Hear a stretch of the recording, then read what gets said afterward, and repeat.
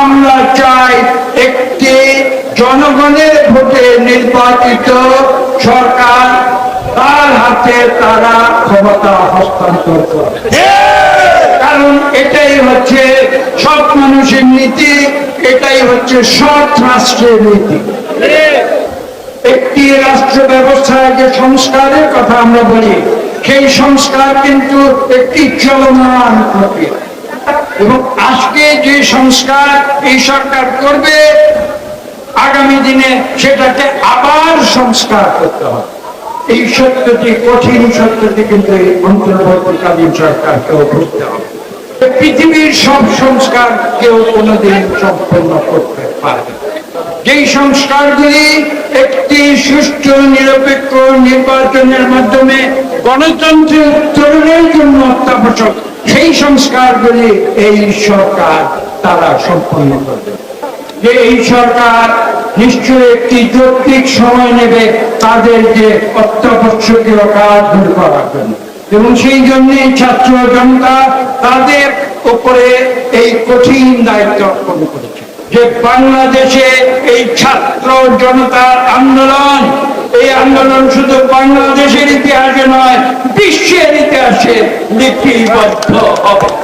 আমরা ঐক্যবদ্ধ হব, সব মানুষকে নিয়ে ঐক্যবদ্ধ হব, যাদের চিন্তাধারা স্পষ্ট, যারা মানুষের অধিকারে বিশ্বাস করে, যারা মানুষের অর্থনৈতিক অধিকারে বিশ্বাস করে, মানুষের গণতান্ত্রিক অধিকারে বিশ্বাস করে, তারা সবাই আমরা মিলে বাংলাদেশকে নতুন করে আমরা আবার গড়ে তুলব।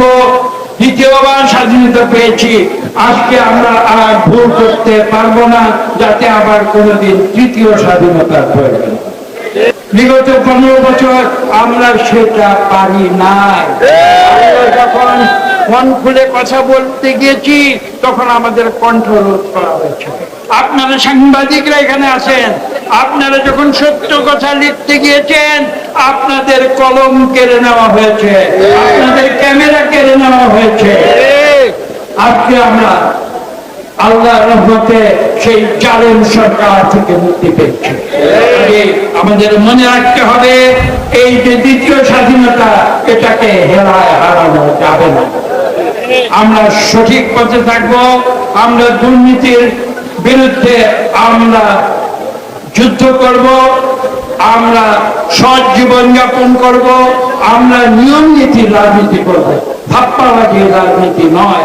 আসুন আজকে আমরা এই মহান দিনে সেই শপথ আবার নতুন করে গ্রহণ করি। সবাইকে